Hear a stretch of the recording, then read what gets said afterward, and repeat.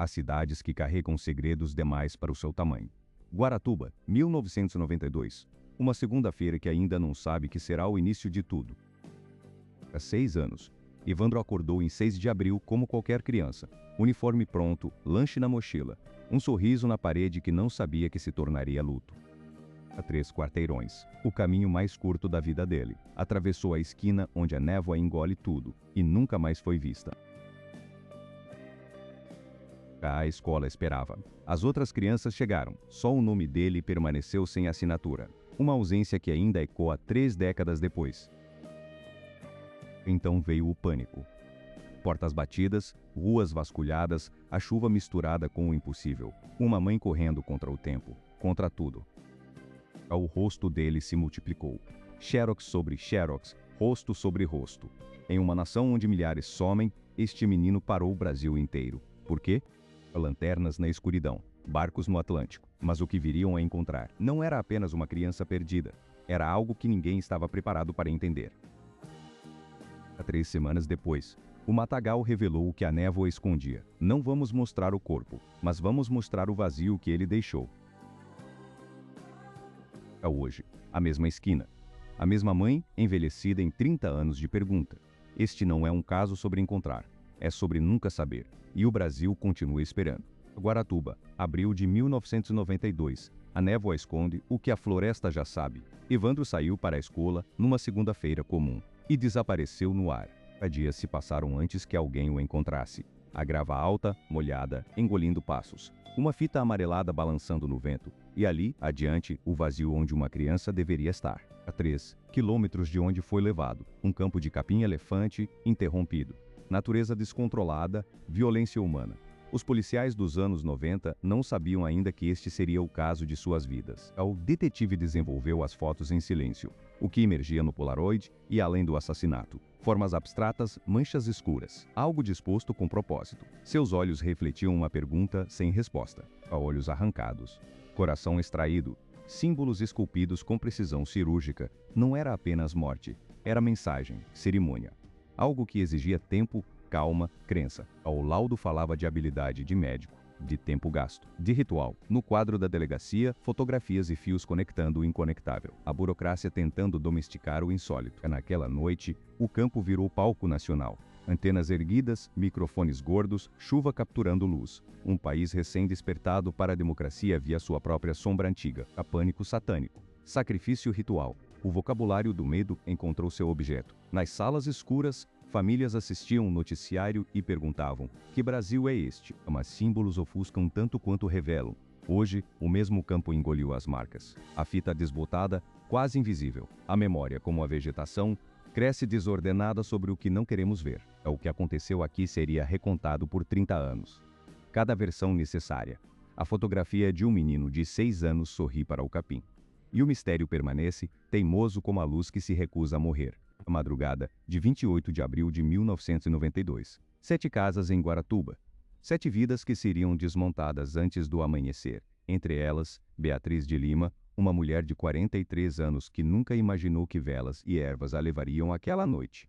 Dentro da casa de Beatriz, a polícia encontrou seu altar. Santos católicos misturados com itens de umbanda, velas, ervas, orações escritas à mão. Para os investigadores, não era religião, era evidência. A imprensa precisava de monstros. O público exigia explicações, e assim nasceu o que a mídia batizou, uma seita satânica que sacrificara uma criança ao demônio. O Brasil parou para assistir. Mas o que aconteceu atrás daquelas portas fechadas? Nas salas de interrogatório com paredes verdes e luzes piscando, a verdade demoraria 30 anos para emergir. A Beatriz depois, choques elétricos nos pés, cabeça submersa em água. Ameaças contra seus filhos. Confessar era a única forma de fazer a dor parar. As confissões vieram. Beatriz implicou 6 outros, um padeiro, um pescador, uma comerciante, uma vidente. 7 rostos nos cartazes policiais, 7 vidas destruídas. No tribunal, repetiram o que foram forçados a dizer. O juiz aceitou cada palavra. A narrativa estava completa. A justiça, aparentemente, servida. Um quadro de evidências ligava Evandro a velas e itens rituais. A história estava pronta. Uma seita satânica, um sacrifício, caso encerrado. Mas a verdade não estava naquele quadro, há 30 anos depois, em tribunais modernos com vidro e câmeras. A verdade finalmente emergiu. Os mesmos 7 rostos, agora envelhecidos, grisalhos, diminuídos. A mesma dor, multiplicada pelo tempo. A Beatriz, agora com 70 anos, descreveu os métodos, as ameaças, a fabricação. Seus olhos, que já viram tanto, ainda carregam o peso de quem foi forçada a mentir para sobreviver. Os outros 6 seguiram. Cada um nomeara outros para fazer a dor cessar. 7 confissões arrancadas. 7 vidas roubadas pela pressa de um país que precisava de culpados. Na noite de 13 de agosto de 2015, os subúrbios de Osasco e Barueri transformaram-se em campos de execução. O crepúsculo não anunciava o fim do dia, mas o início de algo impossível de apagar. As forças de segurança avançaram em ondas coordenadas. Jovens foram arrancados de suas casas, das esquinas, do simples ato de existir. A escuridão não escondia, era cúmplice. As portas cederam. Passos fugiram. E depois, o silêncio que só vem depois do tiro. Cada flash de luz marcava alguém que não voltaria. 19 morreram naquela noite. 19 famílias despedaçadas antes do amanhecer. O asfalto guardava o que a madrugada tentava esconder. As mães descobriram através de sussurros, de gritos, do silêncio de telefones que nunca mais seriam atendidos. A notícia chegava como queda em câmara lenta.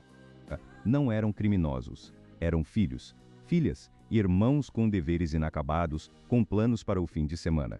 Rostos que envelheceriam apenas em fotografias. A narrativa oficial veio rápida. Casos resolvidos.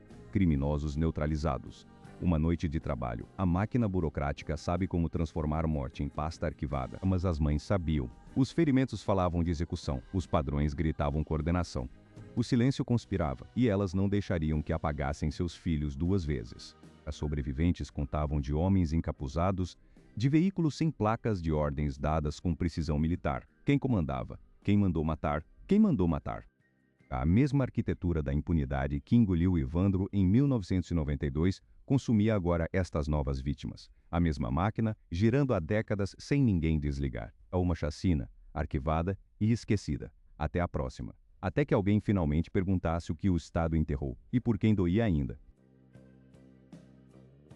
E se uma década de espera não fosse suficiente? 10 anos depois, e as mãos ainda tremem segurando a mesma fotografia de Evandro, o menino que nunca cresceu.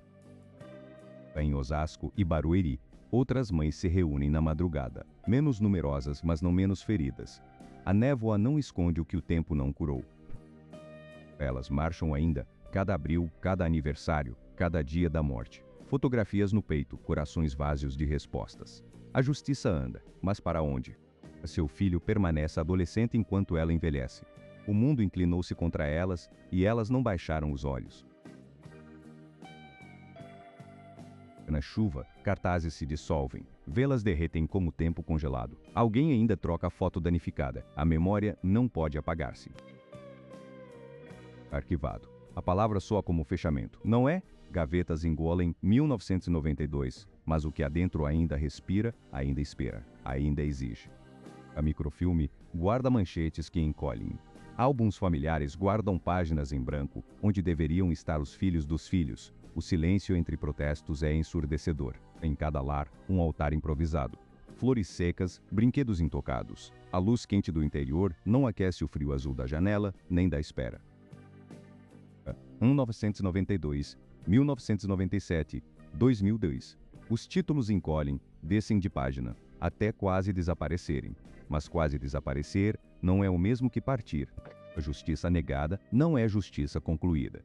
É apenas justiça adiada, enquanto quem espera envelhece à sombra de quem não voltou.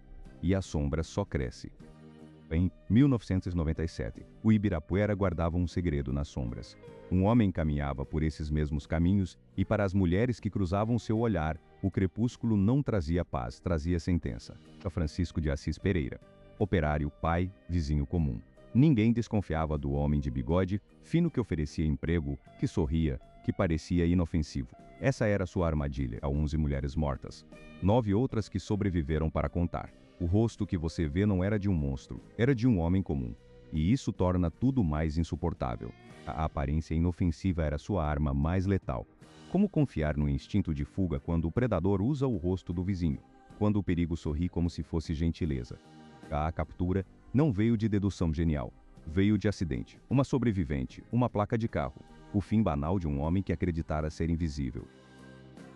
O julgamento transformou-o em espetáculo. O maníaco do parque, nome para manchetes, para pesadelos coletivos. O Brasil inteiro assistiu, horrorizado, às confissões frias de alguém que parecia tão normal. Mas para estas mães, não há espetáculo, há apenas ausência. A fotografia tremula em mãos gastas. O olhar que não perdoa, porque ninguém lhe deu essa opção.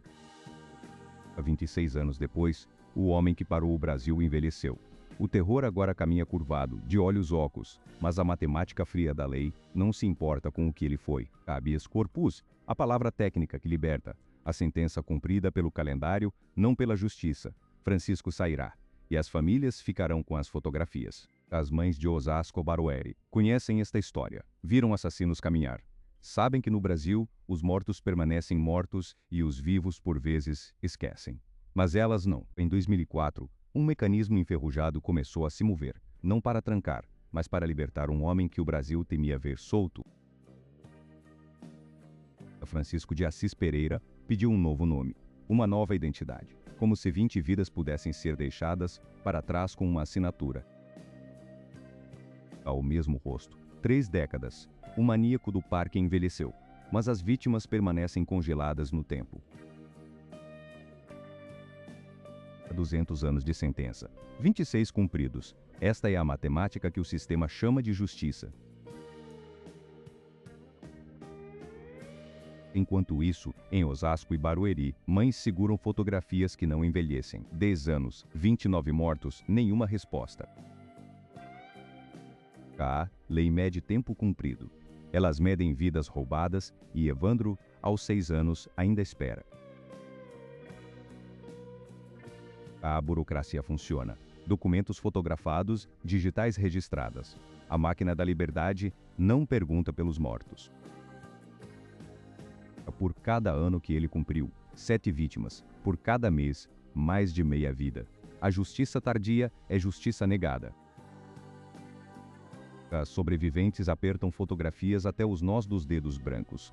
A chuva cai. As luzes vermelhas parecem sangue na estrada. O portão se abre. O nome muda, mas os mortos permanecem quem eram. E Guaratuba ainda espera por verdade que não chega. Em setembro de 2025, um edifício de concreto em Brasília decidiu que 33 anos de história não existiam. Em novembro de 2003, já tinha anunciado o impensável. O Tribunal de Justiça do Paraná anulou todas as condenações do caso Evandro.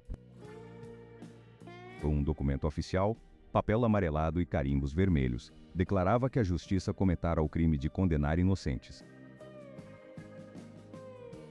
O tribunal denunciou abusos em investigações, confissões arrancadas sob tortura, evidências fabricadas pelo próprio Estado. As 7 pessoas tinham sido presas. 7 vidas destruídas por uma história que o Brasil precisava acreditar. 4 réus restavam. 4 homens que envelheceram atrás das grades por um ritual satânico que talvez nunca existiu. A balança da justiça não equilibra culpa e inocência. Ela apenas desabou sobre vidas inteiras. Absolvição. A palavra que as mães de Osasco e Barueri nunca ouvirão. 10 anos de impunidade e 29 vítimas sem resposta. Francisco de Assis Pereira, o maníaco do parque, planeja nova identidade. 200 anos de condenação viraram 26 de prisão. Guaratuba, 2025. Um menino de 6 anos continua morto. E o Brasil continua sem saber quem o matou. Evandro Ramos Caetano, 6 anos, cabelos castanhos curtos, sorriso tímido. O tempo parou para ele, e para nós, a dor só começou.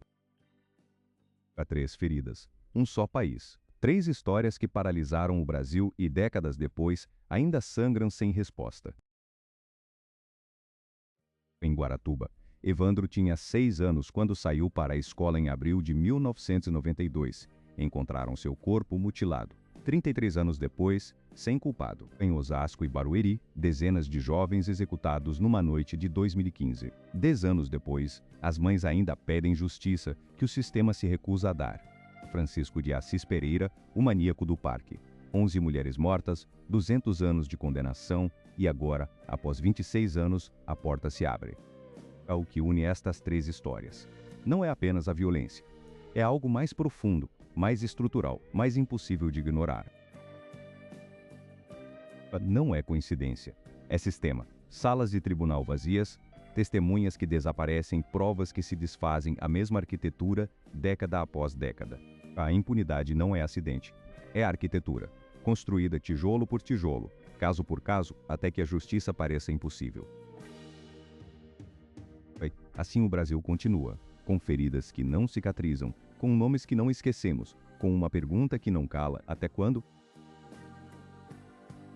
Em abril de 1992, um menino de 6 anos saiu para a escola em Guaratuba. O trajeto era curto, mas Evandro Ramos Caetano nunca chegou ao destino.